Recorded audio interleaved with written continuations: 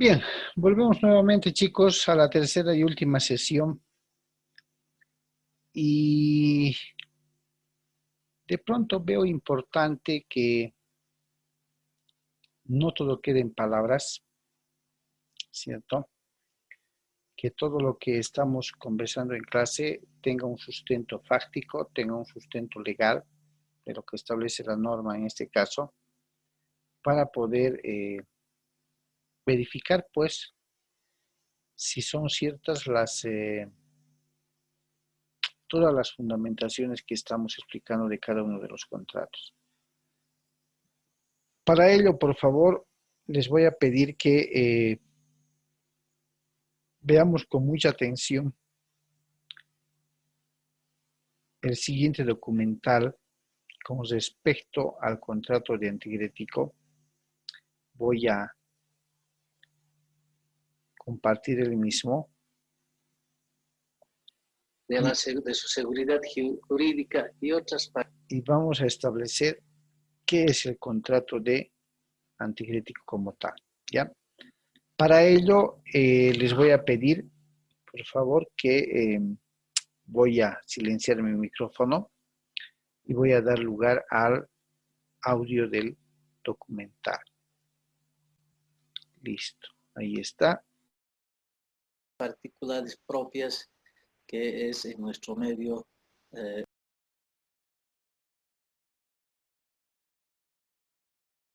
constituir un contrato de anticrético. Del mismo modo, ¿qué impuesto se paga por este concepto de su seguridad jurídica y otras particulares propias que es en nuestro medio el anticrético en Bolivia? Vamos a tratar de ser lo más explícito posible porque uno es el tema, el tiempo no nos alcanza porque el anticrético, esta institución jurídica es bien extendida y debemos conocerla bastante bien. Partiremos que en la doctrina se concibe el anticrético como un préstamo.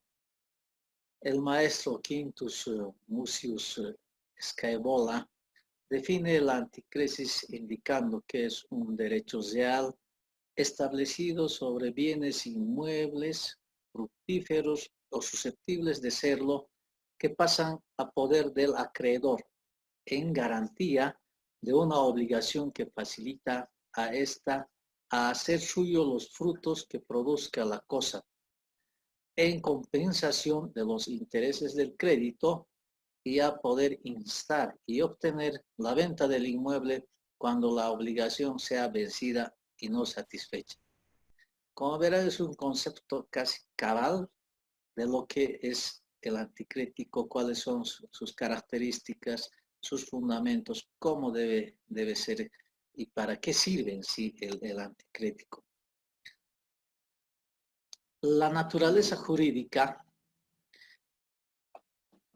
nos dice que es un contrato de garantía de gozar, y gozar que tiene la característica que el acreedor tiene como garantía, porque tiene derecho a ocupar el inmueble dado en garantía, por lo cual no pagará ningún canon de alquiler, y el deudor a gozar del dinero que recibe, por el que tampoco no pagará ningún interés. O sea que ambos gozan de los elementos que constituye este contrato, precisamente este que se haya establecido en el Código Civil.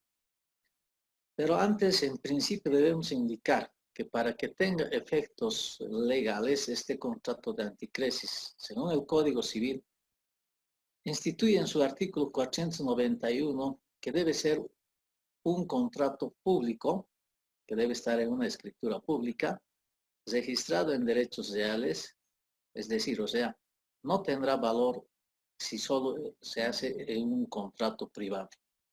Es así que el artículo 1429 del Código Civil del que hablamos nos habla del derecho a percibir los frutos. En su parágrafo 1 nos dice: por el contrato de anticresis, el acreedor tiene derecho a percibir los frutos del inmueble imputándolos primero a los intereses, si son debidos, y después al capital.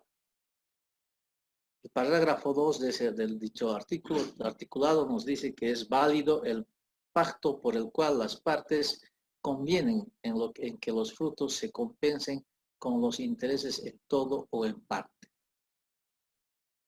¿Cómo se constituye el anticresis? El 1430, el Código Civil nos dice: el contrato de anticresis no se constituye sino por documento público. Surte efecto respecto a terceros solo desde el día de su inscripción en el registro de derecho social en el caso boliviano. Como verán, ya nos está dando cómo debe ser, cómo se debe constituir, y para que surta efectos debe haber una inscripción en el registro de derechos sociales de ese contrato de anticresis.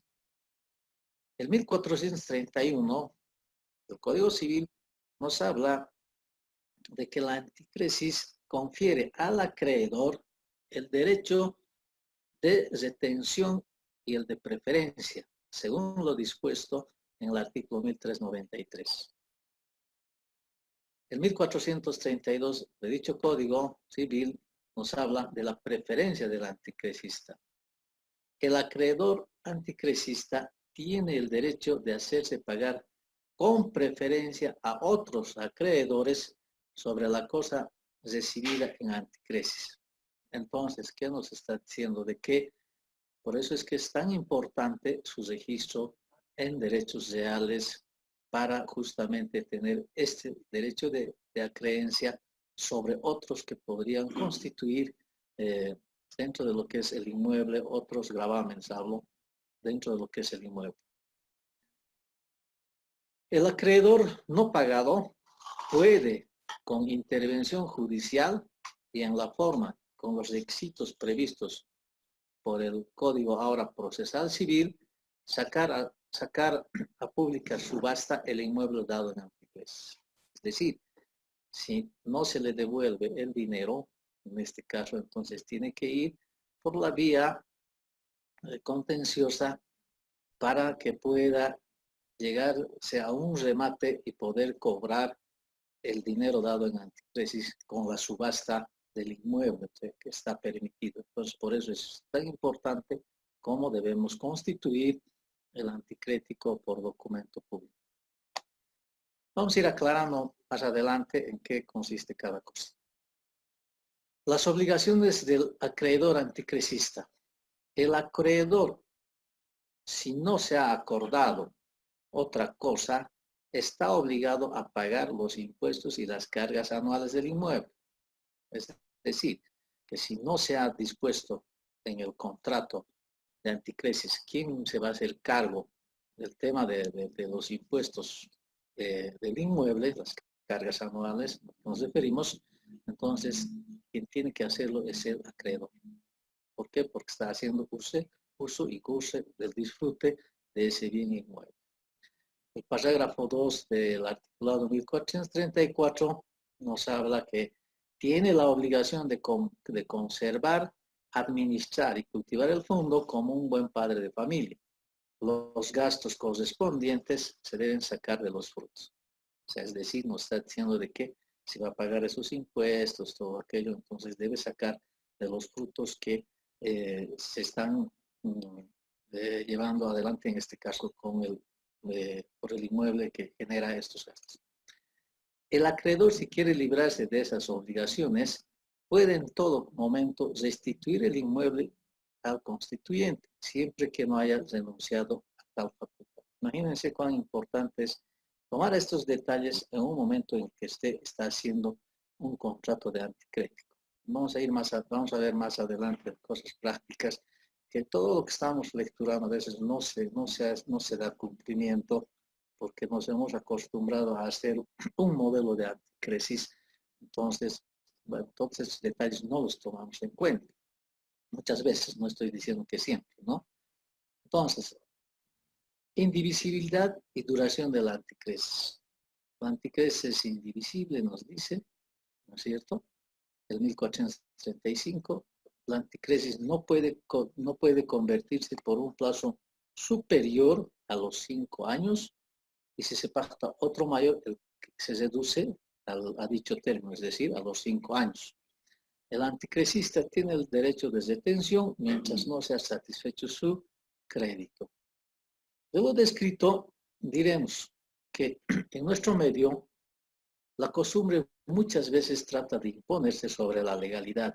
Es en este entendido que se presentan las siguientes situaciones que seguramente ustedes, colegas, tanto los notarios como los abogados, hemos visto en el diario vivir de nuestras legislaciones, es decir, dentro de lo que es nuestra economía jurídica en Bolivia.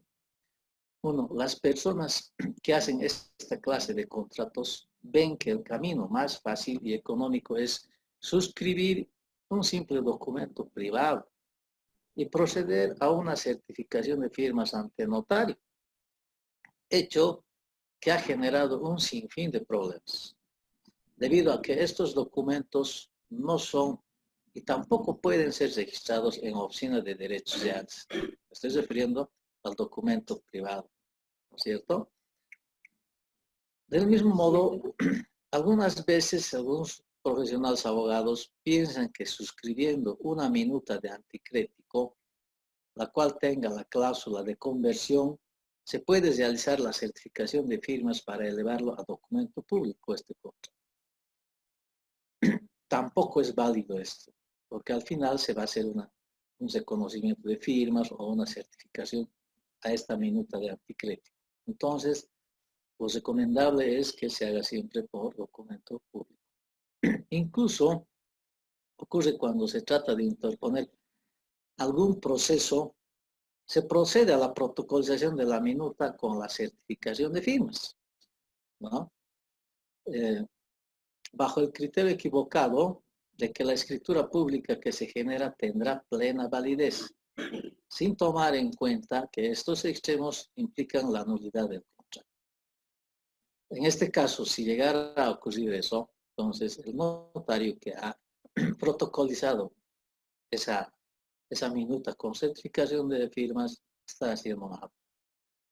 Entonces, como podemos entender, las formas de hacer el contrato de anticrético, es siempre recomendable que se haga mediante una escritura pública.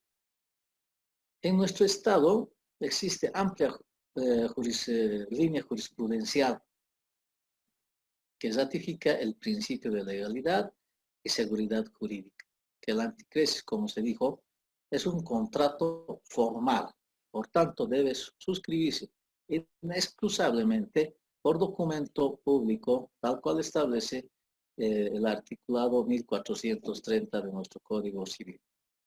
Dice que es un contrato que se constituye por documento público y surte efectos respecto a terceros solo desde el día de su inscripción en el registro de derechos reales, como ya hemos manifestado anteriormente. Como vimos también, el artículo 1429 del Código Civil define al anticrésis como un contrato por cual el acreedor tiene derecho a percibir los frutos del inmueble, imputándose primero a los intereses, si son debidos, y después al capital.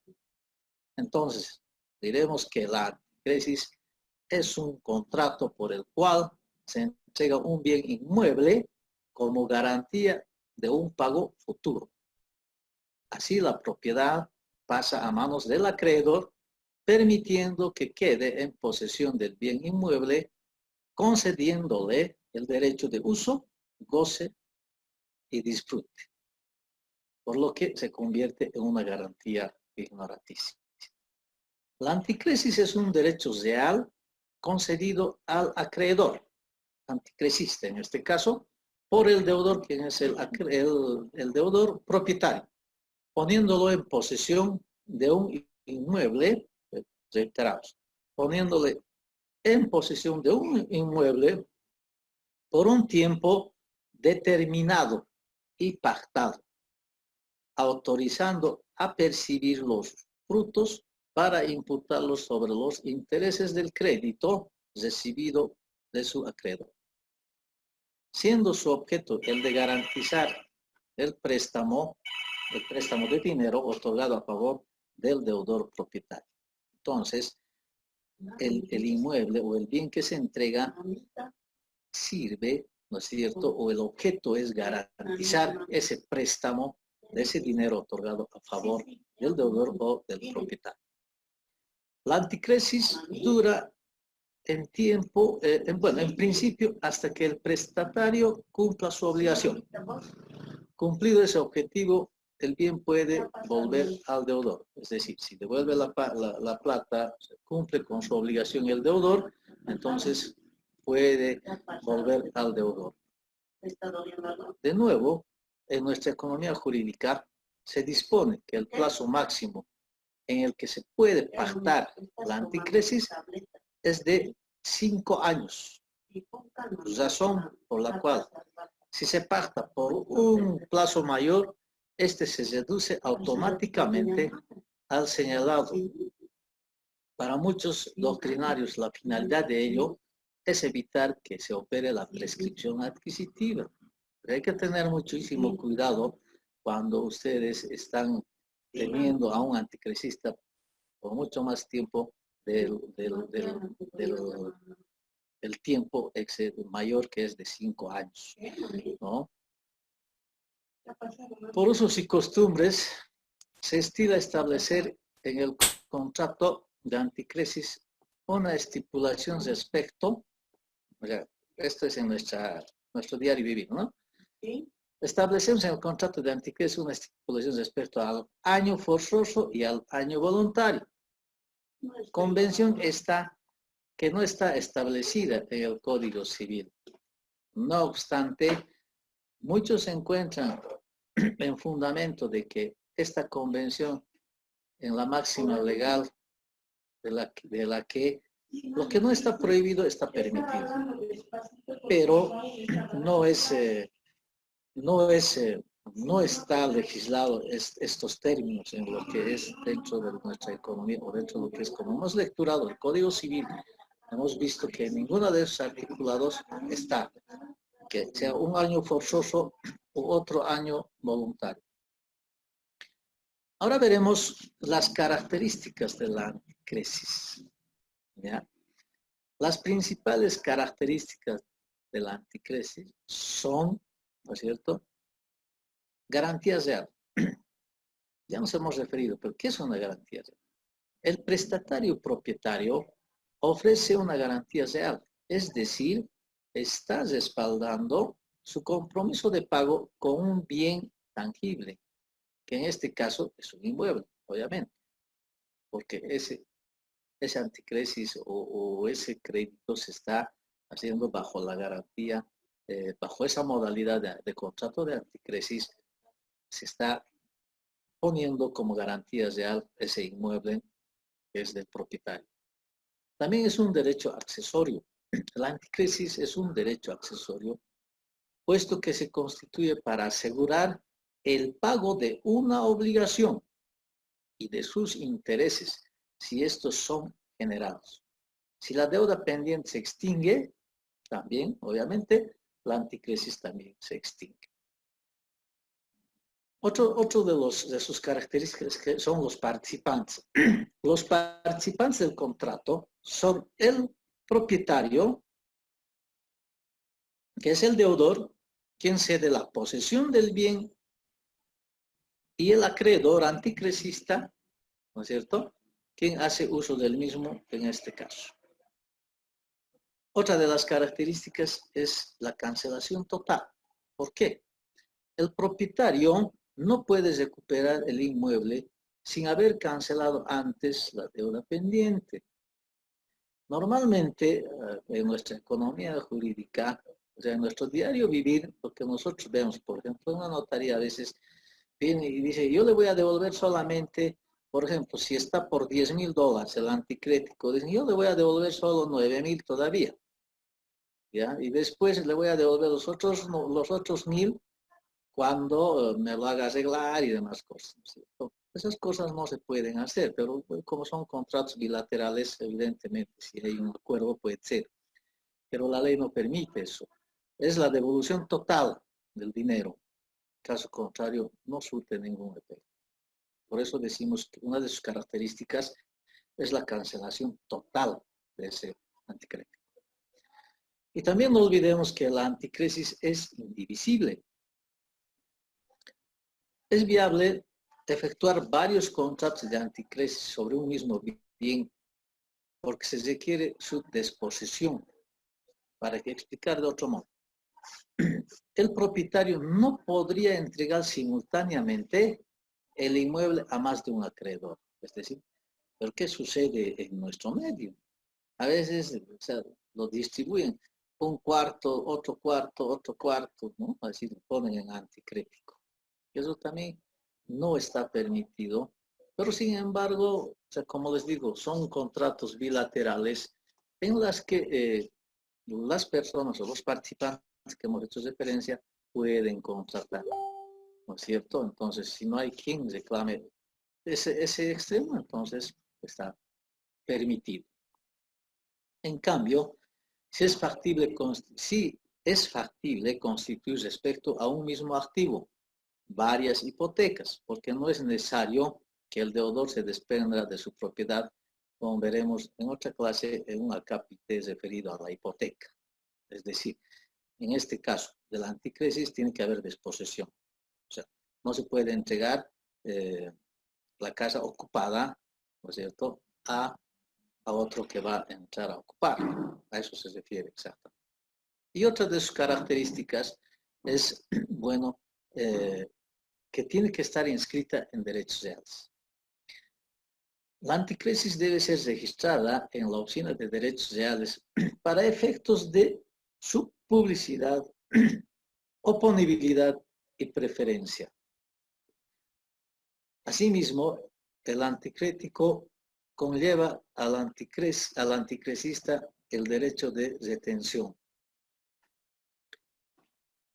El acreedor anticrisista no pagado puede, mediante un proceso, por lo general, ejecutivo u ordinario, y a través de una subasta pública, promover la venta del inmueble, como ya habíamos manifestado anteriormente, para satisfacer su derecho impago. Por tanto, es importante consignar cláusulas de seguridad a momento de suscribir un contrato de anticrisis. Como veremos algunos, ¿ya? Por ejemplo, establecer en el contrato quién correrá con el pago de los impuestos a la propiedad y las cargas anuales del inmueble, ya que si no existe esta estipulación, al respecto será el acreedor anticrisista quien deba cumplir estas cargas. Normalmente no se cumple, ¿no? Porque el que paga es el propietario. Sin embargo, es instituido en la ley y si no hay eso, entonces tiene que pagar el acreedor. Se debe dejar constancia también sobre la entrega de la posesión del inmueble, ya que este contrato se perfecciona justamente con la posesión del anticrisista. Por lo que es importante señalar que el acreedor se encuentra en posesión del inmueble. Entonces, en el momento de constituir esta clase de contrato, se debe dejar constancia de que se está entregando o está en posesión el anticrisista en el inmueble que se está dando como garantía. Asimismo, en caso de que el contrato recaiga sobre un bien bajo régimen de propiedad horizontal, se debe necesariamente establecer el pago de su mantenimiento, porque si es una propiedad horizontal, entonces tienen su administrador y todo ello, ¿no es cierto? Entonces, son algunos detalles que a veces se nos va, tanto a los abogados, principalmente porque ellos son los que elaboran esta clase de contratos de anticrédito. También es importante establecer el tipo de moneda en la que se procederá el contrato y la devolución del capital del anticrédito, y también la forma de la devolución, ¿no es cierto? Entonces es importante. ¿Por qué? Porque debemos saber si están dando un anticrédito en moneda extranjera, Entonces se debe decir eso y también decir cómo se va a devolver. Puede ser que se devuelva en la misma moneda o en un tipo de cambio en moneda boliviana. Entonces es importante establecer esa situación. También debemos determinar en el momento de hacer el contrato de anticrético quién correrá con el pago del registro en las oficinas de derechos reales. Por lo general, obviamente, es el anticrecista, ¿no?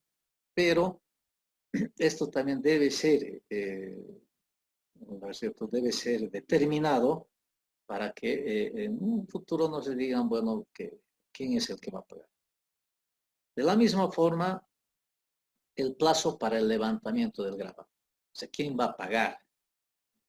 ¿No es cierto? Entonces, a veces por estos temas es que hay discusiones entre tanto el propietario con el anticrecista. También es fundamental que el notario, en cumplimiento a la definición de asesoramiento, exhorte al usuario a registrar su contrato en oficinas de derechos reales. Entonces nosotros los notarios hacemos siempre hincapié a eso. Decimos al que está tomando en anticrético que vaya y registre su inmueble, ese contrato de anticresis en derechos reales, porque es la única forma de poder garantizar que se le devolverá su dinero en un futuro cuando cumpla el plazo por el que ha pactado ese anticrético.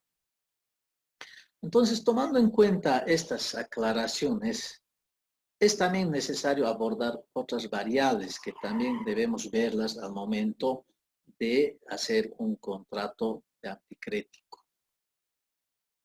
Por ejemplo, se debe constar con el folio real actualizado a la fecha. Y de no ser eso, por lo menos un informe rápido de derechos reales sobre la situación del inmueble para ver si está hipotecado y si aún así no existe riesgo de inversión, ¿no es cierto? Y otra cosa es no suscribir, ya hemos dicho, en contratos privados, ¿no? Un documento público. También se debe tomar en cuenta esta situación.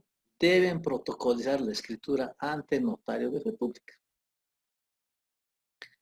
Con los documentos anteriores, ir a derechos reales y hacer la anotación como hemos dicho. Igual, obviamente, pagar la tasa sobre el uso de derechos reales. Entonces, todas estas recomendaciones es para proteger, o sea, su capital, mi capital, si es que estamos en un contrato anticrético, y que ese contrato que usted está realizando tenga un valor legal, ¿no es cierto? Y satisfaga y usted pueda vivir tranquilo, porque a veces ocurren estas cosas. Los propietarios no quieren que se inscriban en derechos reales por una u otra razón, ¿no? Que nos van a perjudicar, que esta cosa, ¿no? Es la única forma de que usted pueda garantizar de que su dinero sí se le va a devolver. Ya veremos más adelante también cuáles son las situaciones. Ahora, vamos a hablar del pago de los impuestos. ¿Ya? Existe una inquietud también en nosotros los notarios, principalmente en mi persona, respecto al pago de impuestos que genera el contrato de anticrético. Puesto que según el artículo 59 del Decreto Supremo 2189, del Decreto 2189, está hablando de nuestro decreto reglamentario a la ley del notariado, se constituye como agente de información, ¿ya?, ante administraciones tributarias y de retención también. Al respecto, es importante considerar que esta obligación se configura cuando se protocoliza contratos de traslación de dominio a título oneroso o gratuito. En el presente caso, el anticrético es un contrato de préstamo. No obstante, es importante hacer referencia a esta obligación impositiva, porque la ley 483 habla del anticrético en sus artículos referidos al RC IVA. El artículo 27 señala, y es taxativa, en el caso de los contratos de anticréticos se considera, nos dice, el ingreso el 10% anual del monto de la operación. ¿Cuánto se paga? El Decreto Supremo 21531, que reglamenta al RCA IVA, establece en el artículo 7, a los fines de la determinación del ingreso presunto del 10%, a que se refiere el artículo 27 de la ley 843, deberá procederse de la siguiente forma. Sobre el monto del contrato actualizado se calculará el ingreso presunto del 10% anual y por el valor así obtenido se imputará a cada mes la duodécima que corresponda, determinándose de esta forma el ingreso mensual grabado. Si por ejemplo, a ver, hagamos un ejemplo. Si por ejemplo tenemos un contrato de $10,000, ¿no es cierto? $10,000. Y el tipo de cambio es a 6.96. Entonces, multiplicamos 10,000 por 6.96 y nos da como resultado 69,600 bolivianos, ¿cierto? De estos, su 10% de 600, de los 69,600, su 10% es 6,960. A eso nos estamos en 10%. Sobre esa base se debe calcular el 13%, que es la tasa del RC-IVA. Entonces, si dividimos 6,960 entre 13%, nos va a dar un monto de bolivianos 204.80. Ya que se presume un 10% anual, lo dividimos estos 904.80 en 12.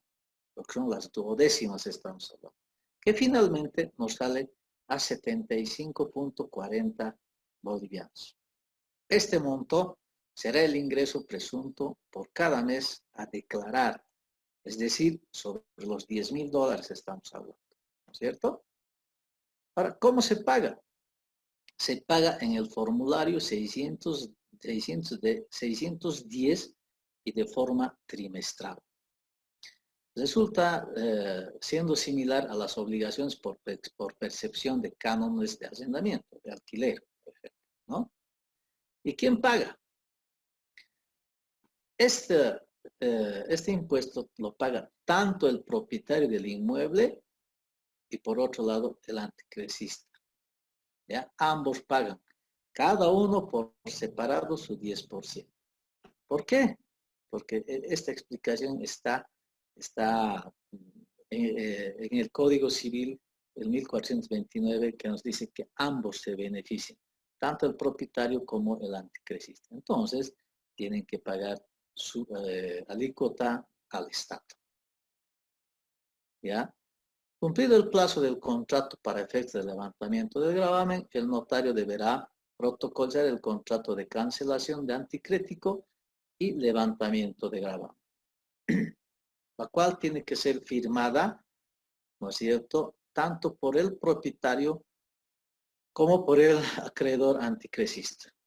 Es sumamente importante que el notario explique a ambas partes la importancia de la suscripción de este documento, como lo estamos viendo, ya que de lo contrario, el gravamen emergente del registro del contrato de anticrético seguirá registrado en la columna B de lo que es el folio real, y en caso de que el acreedor se rehúse a firmar la escritura de cancelación de gravamen, pese a estar satisfecho su acreencia, es decir, que se ha devuelto su plata, se tendrá que acudir a la vía judicial. Entonces, como verán, queridos colegas, estas situaciones son definitivamente detalles que debemos cuidar, ¿no es cierto? Por eso es cuán importante que nosotros debemos cumplir con la norma y también asesorar a nuestros clientes porque ellos no conocen muchas veces de esto, entonces debemos asesorarles y decirles cómo deben hacer su contrato de anticrético y por qué deben registrarlo en derechos reales, ¿no? Entonces, sí, una vez concluida, ahora el notario, ¿cómo participa en esto? Para hacer la cancelación de ese gravamen, el notario debe exigir esos impuestos que tienen que estar cancelados. Ahora, muchas veces ocurre que pasa de que el anticrético, por si te lo han hecho hace 10 o 15 años, ¿ya? Entonces, ocurre que nunca cancelaron, como estamos haciendo en esta referencia. No cancelaron ese anticrético. Entonces, sigue generando los impuestos. Y mientras no se haga la cancelación, va a seguir generando los impuestos. Cada año tiene que pagar. En este caso ya tendrá que pagar solamente el propietario si quiere sanear su derecho propietario de su inmueble. Entonces, Bien, chicos, han podido escuchar prácticamente el análisis de lo que dispone el Código Civil y de lo que habíamos hablado en la segunda sesión. También es muy reiterativo el expositor en relación a que sí o sí el contrato de anticrético debe ser perfeccionado, debe ser elaborado, debe ser celebrado en documento público. Por favor, eso tiene que quedar con ustedes porque no podemos equivocarnos al momento de celebrar o elaborar un documento o un contrato de anticrético. Debe ser hecho siempre, siempre respetando la forma de documento público. Pecado capital, pecado capital, el celebrar o elaborar un contrato de anticrético en documento privado. Estarían viciando de nulidad ese contrato. ¿Ya? ¿Alguna pregunta hasta acá, chicos, sobre el contrato de anticrético? ¿O ha quedado claramente entendido?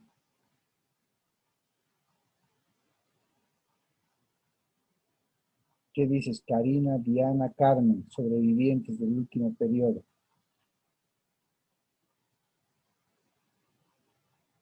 ¿Está todo claro, chicas?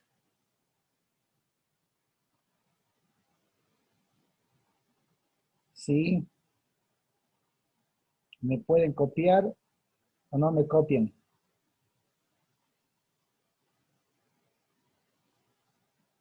Diana, Carmen. Bien. Si no hay más, si no hay pregunta alguna, por favor, estamos iniciando la próxima clase ya con redacción de contratos. Les voy a ir pasando los modelos. Gracias por su asistencia y nos estamos viendo la próxima clase.